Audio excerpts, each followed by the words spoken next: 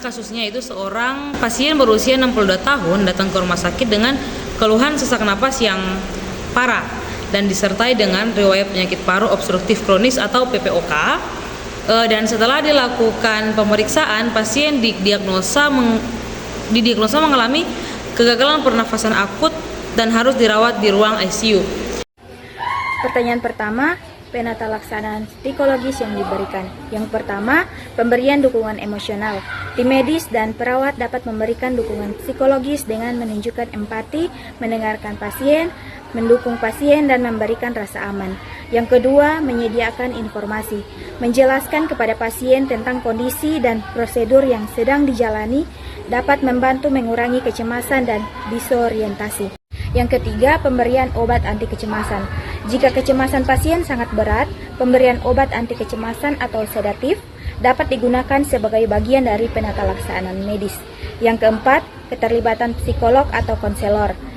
Jika diperlukan, psikolog klinis atau konselor dapat dilibatkan untuk membantu pasien mengelola stres dan kecemasan. Kita masuk pada pertanyaan kedua, yaitu bagaimana kondisi psikologis pasien yang mengalami kegagalan pernafasan dapat mempengaruhi proses penyembuhan. Jawabannya yaitu meningkatkan risiko komplikasi. Kecemasan berlebihan atau disorientasi dapat menyebabkan peningkatan kebutuhan oksigen yang berakibat memperparah hipoksia dan memperlambat pemulihan. Yang kedua, pengaruh pada kemampuan bernafas. Kecemasan dapat memicu hiperventilasi atau respirasi yang tidak efektif, yang mengganggu proses kebutuhan dan penggunaan ventilasi mekanik. Poin yang ketiga yaitu gangguan tidur.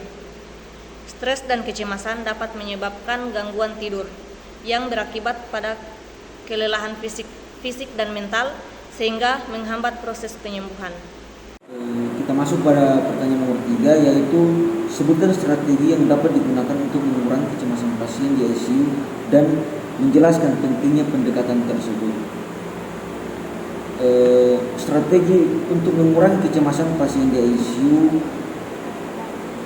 itu yaitu kita bisa menciptakan lingkungan yang nyaman, seperti mengurangi kebisingan di sekitar pasien, kemudian memberikan pencahayaan yang nyaman, kemudian mengatur suhu ruangan yang teratur yang dapat membantu mengurangi stres. Kemudian yang terakhir adalah komunikasi teratur dan transparan, yaitu berkomunikasi dengan pasien mengenai kondisi mereka sehingga dari langkah-langkah sehingga perawatan yang dilakukan pasien tidak merasa terisolasi atau kebingungan. Kemudian ada manajemen nyeri. Manajemen nyeri di sini yaitu mengontrol nyeri dengan baik dapat mengurangi kecemasan yang muncul atau timbul akibat ketidaknyamanan fisik. Kemudian penggunaan pendampingan atau keluarga, mengizinkan keluarga terlibat dalam perawatan pasien. Bahkan hanya dengan keberadaan di dekatnya dapat memberikan rasa aman dan nyaman bagi pasien. Penggunaan teknik psikoterapi, terapi kognitif berlaku atau CBT untuk membantu pasien mengelola pikiran negatif atau kecemasan terkait situasi kritis, dapat membantu memperbaiki respon psikologis mereka. Pertanyaan yang keempat yaitu apa peran keluarga dalam penata laksanaan psikologis pasien.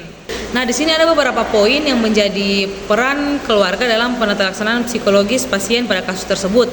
Yang pertama yaitu sumber dukungan emosional, di mana pada sumber dukungan emosional ini kehadiran keluarga dapat memberikan dukungan emosional yang sangat penting dalam mengurangi rasa takut dan kecemasan pada pasien. Kemudian poin yang kedua yaitu keluarga berperan sebagai komunikasi dengan tim medis.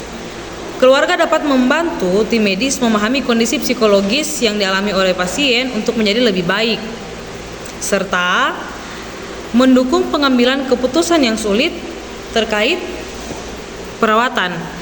Selanjutnya yang ketiga, motivasi untuk penyembuhan.